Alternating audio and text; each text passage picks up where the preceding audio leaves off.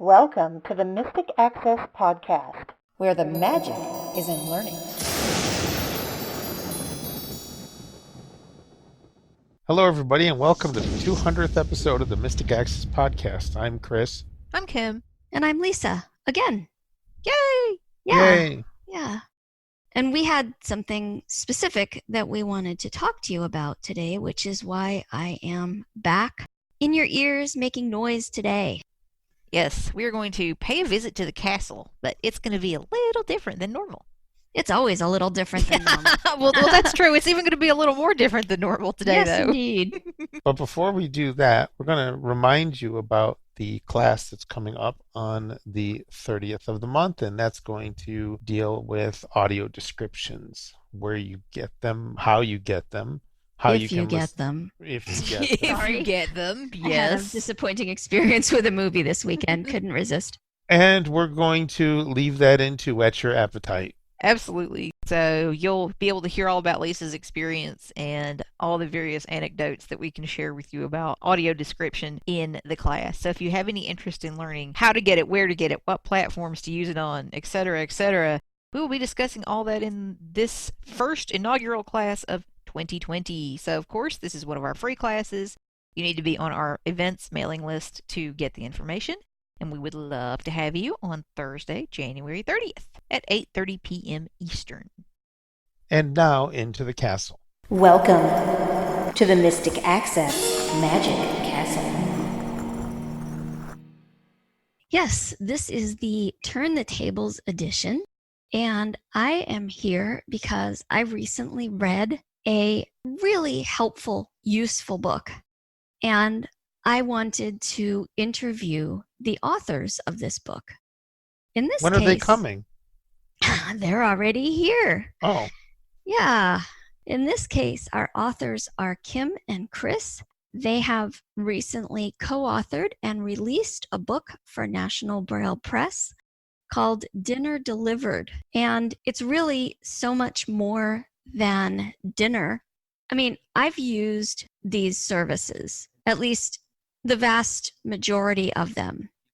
And I really enjoyed reading the book because it kind of put everything all together, and I found some interesting little goodies that I didn't know. So I guess the first question I have, and these aren't all specifically my own need-to-know burning questions, but I thought if somebody was reading this book, what questions might they have? And so how would someone know if the service that they're interested in is covered in the book? I mean, maybe they only have one delivery service in their area. How are they going to know what's covered in the book? Well, that's actually very easy. And NBP does this on all of their books. You can go to National Braille Press's website, which is nbp.org.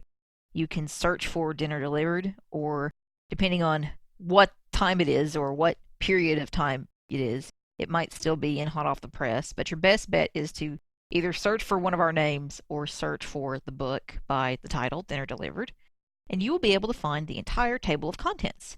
And this is also the case for any NBP book. If you want to know what is covered in it, particularly the technology books, I should say, the board books obviously don't necessarily need that because they're little stories and they don't necessarily need a table of contents. But anything that was a technology book specifically will have the entire table of contents on its description page.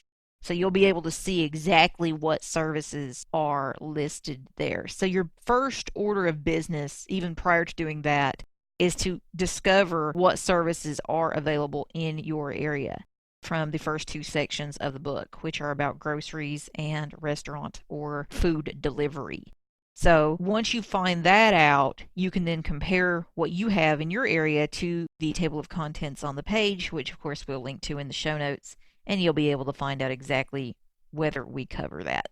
You can also go to the website and read the table of contents and see the services. So maybe there's a service that you've never heard of, but it is in your area, or there's a service that your friends have talked about, you can go to the table of contents and see if that service is covered as Exactly. If well. you're completely unfamiliar with all these services and you have no idea where to start, then that's the better way to do it for you. Go read about them first and then look and find out if the service is available in your area.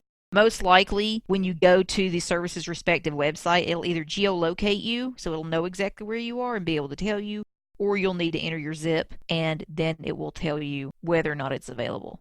And let's say that you have none of these services available in your area, but maybe you have a service that was not covered. I would also suggest that the book could be helpful to you because these different services more or less work the same way. So you may not have an exact walkthrough of a service, but you'll have a pretty good idea. And that can even be the case with one of the services discussed in the book. They may change the app or the presentation a little bit, but this gives you the tools to get started. If someone lives in a very rural area and they don't, for example, have Uber Eats or DoorDash or Shipt or Instacart or whatever, why might they want this book anyway? Well, that's one of the reasons I wrote the book, because we wanted to make sure that even the people in the most rural areas, myself included, had access or knew there was access available to some services. So if you don't have access to some or all of the services listed in parts 1 and 2, and the book is broken into 3 parts, then you can go to part 3, and as long as you're in the 48 contiguous United States, you will have access to the services in part 3, which are nuts.com and Thrive Market, which are the 2 that are discussed really significantly. And then there are a few others discussed at the end that are touched on that will allow you to order throughout the 48 lower states. So you will have access to some information in the book, even if the first part of the book or a couple parts of the book aren't applicable to you in terms of the services availability. So don't be too disheartened. There's also, of course, the opportunity or the ability that some of these services will become available in your area as time passes. I don't hold out much hope for my own area, but you might have better luck with that. I live in an area that is a city. It is not a big city. It's not one of the largest cities in Pennsylvania, but it's a city, and I've lived here for almost 3 years. And since I have moved here, I have seen come in my area Uber Eats, DoorDash, Postmates, Grubhub, Shipt, and Instacart. And those are just the ones I know about. So just because something is not currently in your area doesn't mean it won't be. Because if you have a grocery store and they find that they're having better business as a result of having groceries delivered, even rural areas will do that. Or if you have an area that is, I've seen this before when I worked as a rehab teacher, kind of rural areas, but there were a fair number of high rises for the elderly. Sometimes you'll see services pop up in areas like that because they really can make some good money getting those things delivered. So just because you don't have it doesn't mean you won't. And one of the grocery services is now available in the little town where I used to live, and I thought that was about as likely as snow in July. So it's pretty exciting to see this stuff come, and it's very empowering. So I know sometimes people have specific tech, like they may only choose to have a smartphone or they only have a computer. Do they have to have specific technology to use these services? I would assume that they do need either an internet connection or someone who could use their internet connection to place orders for them. So there's not a way to do it, for example, over the phone in most cases. In most cases, that's correct. You're going to need some kind of either data plan or internet connection depending on what you have available to you in terms of your tech. Now, that being said, the accessibility of the services depending on the platform you use varies a little bit. And that's one of the things we discuss in the book in terms of each service. You know, what have we found as of the writing of the book was the most advantageous way to use that service in terms of accessibility. So that's one of the things that we talk about pretty significantly. So some of it is going to depend on your service. Generally speaking, you are better off, and Chris, you can tell me what you think about this too, but generally speaking, you are better off having a mobile device if you can, because you're going to experience a happier accessibility experience. Yeah, if I remember correctly, when we were initially writing the book, there was a lot that goes into the book. It's not just sitting down and punching Oh out gosh, no.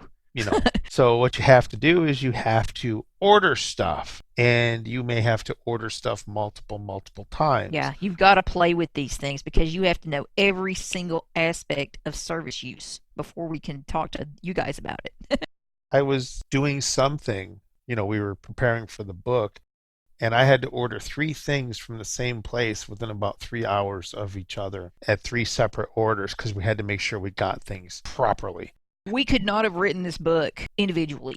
This was an absolute, complete team effort. If one of us couldn't have done it, the book could not have been written because I didn't have access to 3/4 of the services that we covered here. So there was no way I could test it. So what we ended up doing for a lot of it was Chris would test, I would play with them remotely. He had a computer set up that I had a remote connection to so that I could go in and play when I was checking on things or editing or revising or doing the initial writing for some things. So it was an absolute team effort to get this thing out. But back to the initial question, if I remember correctly, Uber Eats was not usable on the web. And again, this was at the time of the writing. Yeah.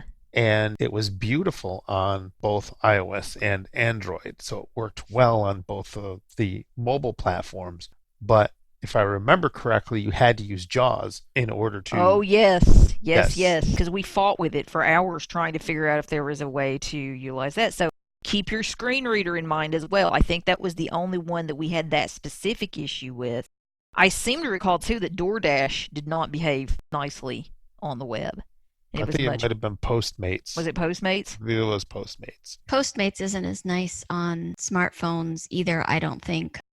Actually, it's nice on We it. really liked Postmates on smartphones, actually. Or no, maybe it's Grubhub I'm thinking of. I have 2 apps on my phone for not so much grocery delivery, but restaurant delivery. I've kept DoorDash and Uber Eats because in my area, at least, they offer the most options and they're the easiest to use. I really like, not that you have to have a smartphone for all of this, but I really like having a smartphone because then you get the texts and the notifications. You know, your order is approaching or your order has been accepted, or if you need to be contacted for substitutions, especially with grocery orders, that happens. Having the phone, getting the notifications, the messages is really helpful. One of the nice things that I did, I went to the movies with my mother a couple weeks ago, and we were going to have dinner. And I said, okay. She was driving home from the theater. And I pulled out the phone, opened up DoorDash, went to my favorite place, placed an order.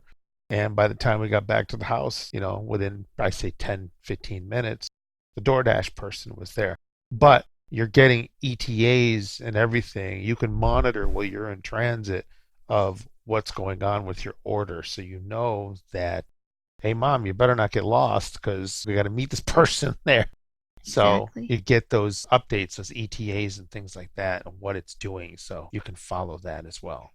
You were talking a little bit about the process of writing the book and also the advantages of using services. You start in the introduction with a term that is probably not familiar to a lot of people.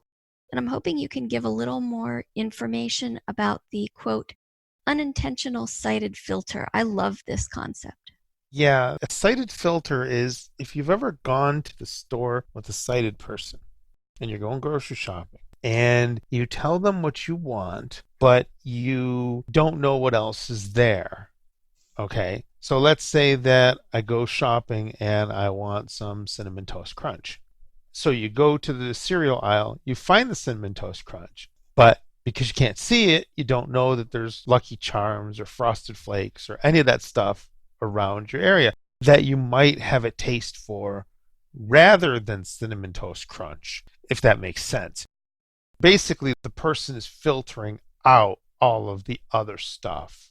And I used to think that happened because the person wasn't doing a very good job describing. And since I've started browsing for my own groceries, I've kind of been, to use an old-fashioned expression, I've been disabused of that notion, because there is no way, unless you want to spend 6 hours in the cereal aisle, for someone to describe everything to you. We're not talking nutritional values even. We're No. just like, okay, there's Cinnamon Toast Crunch.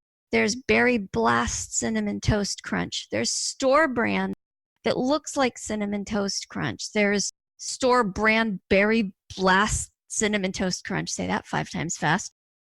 So there's just so much information. I've had a person who took me shopping for, I would probably say, 10, 12 years. And I've known this person forever. One day we were talking about it. I said, "Don't you miss taking me shopping?" I was kind of being sarcastic.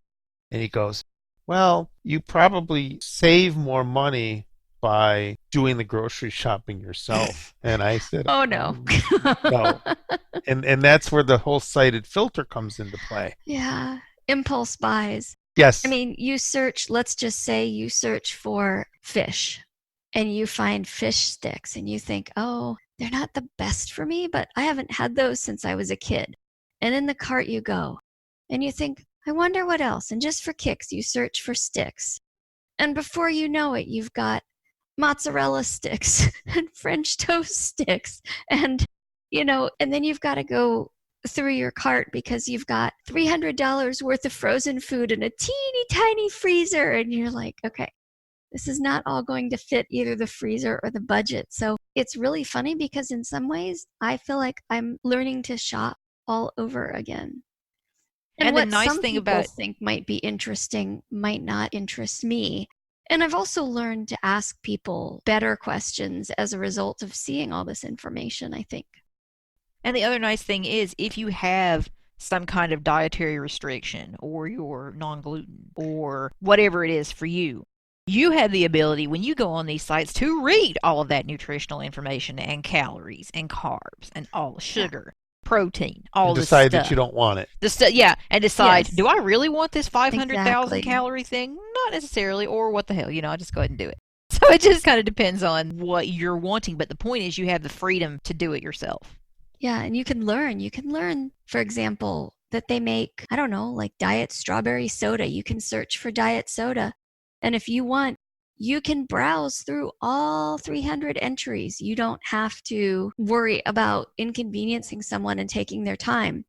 And it's really nice because you can filter, once you've searched maybe for diet soda, you can filter by brands or by on sale so that you're not kind of taking forever. But yeah, the first time you shop on a site like this, you may end up spending a little more time than you first anticipated because you kind of have that kid in a candy store experience.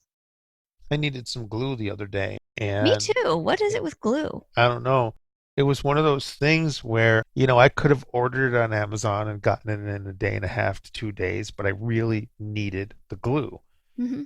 And I'm like, I'll load up one of these grocery shopping services, go to Target, find the glue, add it to the cart, add a couple more things to the cart, and within an hour and a half to 2 hours, I had my glue. Exactly. We've talked a little bit in general about the sections of the book, and I'm wondering if you could do a little bit of a deep dive and just kind of elaborate a little more about the sections of the book. Sure. We kind of start out with introductory information. Why do you care? Why do you want to do this to begin with? What benefits does it offer you? And then there's the piece all about the unintentional cited filter. And then we go into the 3 main sections. There's also a 4th section, which is itty bitty at the end.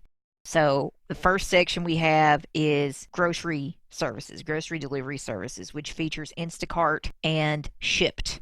And we talk about each of these services in detail, how you use them, orienting yourself to them, what are the best platforms upon which to use them, what do they do, how do they differ from one another, what fees are associated with them at the time of the writing of the book. How do you check out? What is the experience like waiting for your delivery person to bring you your goodies? What is the tipping process and the rating process like in terms of accessibility for each of these services? So it is very much a deep dive. The next section focuses on, Let's go back to the section before we also talk about the Amazon services. oh yes, the Amazon, what is it called now? Amazon Fresh and Amazon Yeah. Prime now. Yeah, Prime Now. That's it. I was trying to remember what that was. Of course. Yes, I knew I missed something important after you stopped me and said that. That's right. We don't discuss Fresh in detail, and there are reasons for that we talk about in the book, but we do give a little bit of orientation to it for those of you who have the ability to access it. And then we do discuss the Amazon Prime Now service. And then the next section, the second primary section of the book, is the restaurant food. That is, delivery services that are available. So here we discuss DoorDash, Grubhub, Postmates, Uber Eats. Am I missing one? That's where you check out the table of contents. Yeah, exactly. Exactly, yes. Search the table of contents, make sure I'm not missing something there. But there are definitely those that we talk about in detail and how they differ from one another, associated fees, etc. So that's the second section. The third section is the sections I was talking about a couple minutes ago regarding no matter where you are in the country, you can access options from these services. And the services we discuss there are Thrive Market and Nuts.com. So those are options for you no matter where you are. And then the final little bitty section in terms of services covered is called Living the Sweet Life, which I just had to have because I just liked the title of the section, which discusses a few services if you want desserts. And we don't discuss those in any detail, but wanted to let you know that they are, in fact, there, and you can access desserts online from these services. And I know we talk about Cheryl's, which is Cheryl's.com, and ohfudgestore.com. So those are two, and I think those may have been the only two that we ended up mentioning. As this book developed, we literally cut out at least two services that were initially in the proposed table of contents for this book because it needed to be a certain length and we were going to go way over. And as it was, we just barely made the cutoff point for the length that we actually needed the book to be. So we had to cut as we went. There are so many services. I Yes. mean, you can get food from like QVC and Omaha Steaks. And Oh, yeah. I got a subscription for Christmas to a service called Hungry Root. And I haven't played with that yet. But again, this book is going to stand you in really good stead because it will let you know in general what to expect. I mean, you can order various kinds of beef jerky, coffee. When I was a kid, we used to go to West Virginia for family reunions, and the bakeries down there sold pepperoni rolls. And I went looking the other week just out of curiosity because you don't find them up here unless you make them yourself. And you can buy pepperoni rolls from West Virginia. Someone I know, her boyfriend recently had a birthday, and she ordered online for delivery. And I mean, it was expensive apparently, but she ordered muffaletta sandwiches from New Orleans to come. They arrived in Pennsylvania for this guy's birthday celebration. So pretty much if you want it, you can get it delivered. It's about knowing where to look. And I think this book is a great starting place. I'm curious, what made you want to write this book in the first place? Because we were hungry. Well, you were hungry. You were particularly hungry because you're the one that got to test the actual delivery portions of a lot of these services. I didn't get that luxury. Yeah, So that would be not fair. that would be not fair. But, I kind of had to live vicariously, which my waistline at least appreciated. So, that part was nice. But honestly, the real reason is we saw a need for somebody to tackle the ridiculousness that was this growing amount of these services. And we've seen people do very credible, very nice jobs. J.J. Meadow did one, Deborah Kendrick did one, in terms of writing articles about some of these services and doing some summarizations of what was out there and what was available. And that was great. But we thought this deserves a book treatment. And we approached our editor, Cassell Wilson at NBP, and said, what do you think about that? And at the time I was working on Dating in the Digital Age, which was another book that I've written for NBP, wrote last year. And she said, well, let's finish this book and then let's come back and discuss it. And we did end up getting the opportunity to write the book. You really have to present what you are going to do. So you have to present a table of contents in order to get the opportunity to write the book, and it has to be approved. So ultimately, we did get that. And then between us and Cassell, we discussed the length that would be necessary for the book. And then we were able to begin the actual writing process. So we wanted to do it because we thought while the article length treatments we found very good, there was so much more that one could say about each of these available services. And I also, again, did not want to leave out the people who didn't have access to some of these services. And, admittedly, that was partially bias on my part because I can empathize with that, But I wanted people to know that in addition to these cool services, there are these cool services over here that are also available and give them a little bit of love. So we just thought it was something that no one had done, and that's kind of our stock and trade here at MA. If it's not been done, we'll happily do it if we think there's need for it. We're willing to do the work and give you guys something that no one else has touched, and we're pretty proud of that. So we kind of wanted to write it for a lot of different reasons, but primarily to give people the tools, as you said, Lisa, to use these services, even if they're not in the book. It gives you a basic framework to find out what is available, how to use it, and at least how to get started in the browsing, exploring, and ordering process. And that whole getting started thing is so important, I think. When I want to kind of delve into a new area, it's just evolving. If it's new for everybody, everybody's learning. But if I feel like I'm late to the party and everybody's already got it, I feel very overwhelmed. Like, where do I start? Do I even want to do this, and why? And you really just kind of put it all together in a very simple, very easy way to follow in this book. Let's talk some specifics. Where can people order the book, and in what formats is it available? People can order from nbp.org, which is the National Braille Press website. So it's NBP for National Braille Press.org. If you go there, again, you can search for it, or you can search for one of our names, and you should be able to find it very easily. It's available in Braille. Obviously, you can get hard copy Braille. You can get a version in electronic Braille. You can also get it in Daisy Text or Word, and you can get it either on physical media sent to you, I think it's flash drive, or you can get it as a downloadable file, so you can download it directly and read it on your Braille display. So you've got those options available, and it's in 2 volumes. I think most people who read the book will be very familiar and very comfortable using their smartphones or their PCs to navigate around and do what they need to do. But if you are not only new to these delivery services, but you're new to computers or smartphones, or you just don't feel like you have the hang of it, I also would like to remind you that Mystic Access offers training so that you can basically set up with them and purchase training time so that you can get up to speed with what you need, not only to use those sites, but to use your device, whether that's a phone or a computer, more efficiently. Those are all the questions that come to my mind at the moment. Do either of you have anything else you would like to add about the process of writing the book? I thought it was an especially interesting challenge, especially the way we had to tag team it. We had to be very cooperative with each other and be willing to get on each other's nerves a little bit to write this book, because it really involved me essentially getting in Chris's face in terms of utilizing his equipment. As I said, there was a remote aspect to doing this because I don't have personal access to a lot of these services.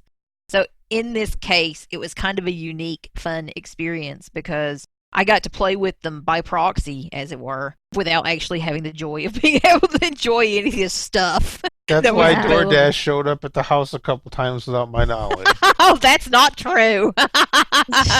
Too funny. That would be pretty funny. But no, it was fun. Chris and I have known each other forever, and it's been a fun process. This was definitely, technically, the more challenging of the books that I've done the primary writing for NBP. But it was fun because we were showing a lot of information for people. So I'm particularly pleased with the fact that it's out and it's now available for you guys to check out and order. And another quick note on that, if you would like to learn even more and ask questions of us live, we will be appearing on Tech Talk On February 10th. on February 10th. So you can join us then. We'll put a link in the show notes for you so that you can join us live. Those are at 8 p.m. Eastern Time. So 5 Pacific, and you can join us. Those are all on Monday nights. So it's Monday, February 10th, and you can join us to learn even more. We'll probably have a little bit of redundancy. We'll talk about some of the stuff that you've already heard, but it'll be a little bit of a different process and format. We won't be being interviewed. We'll be able to answer your questions live. If you would like to ask us anything specific, that would be a great opportunity to do so and meet some nice people. And that opportunity is coming up and will be available to you as well. But it was just a lot of fun and an interesting experience, and just fun to work on something like this, which was a little bit of a more technical writing piece. Excellent. Well, thank you for coming into the castle and allowing me to turn the tables and interview you about your fine book. Thank you very much, Lisa. We appreciate being the recipients of interviews in the castle this time around.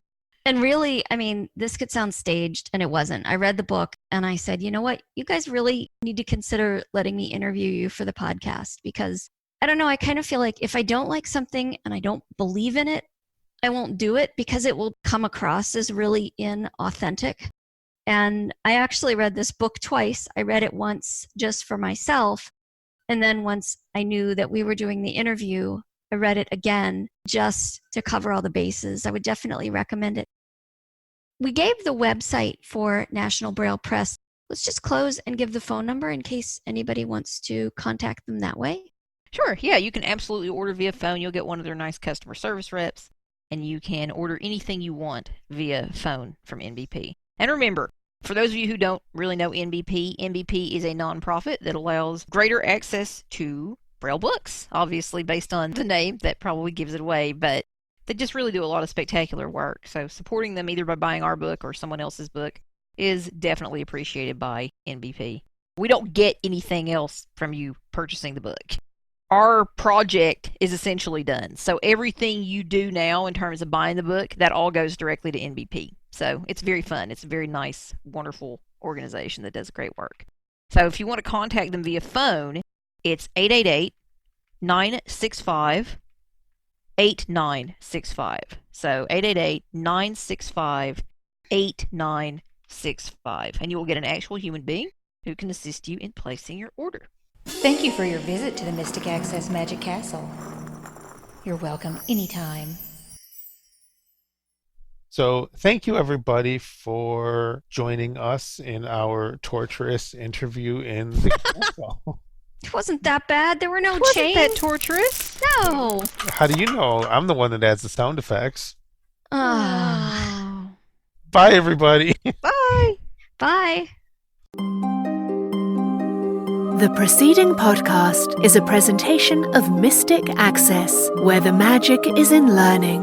If you are blind or visually impaired and desire to discover how our comprehensive products and services may support and empower your assistive technology journey, we welcome your visit at www.mysticaccess.com.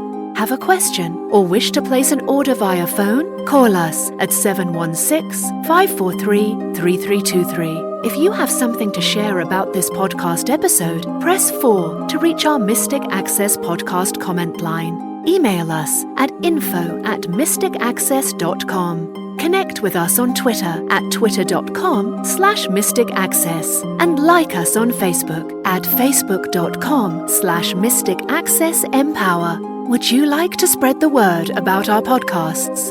Your friends and colleagues may listen and subscribe at www.mysticaccesspodcast.com. If you enjoy our episodes, consider leaving us an iTunes rating and review.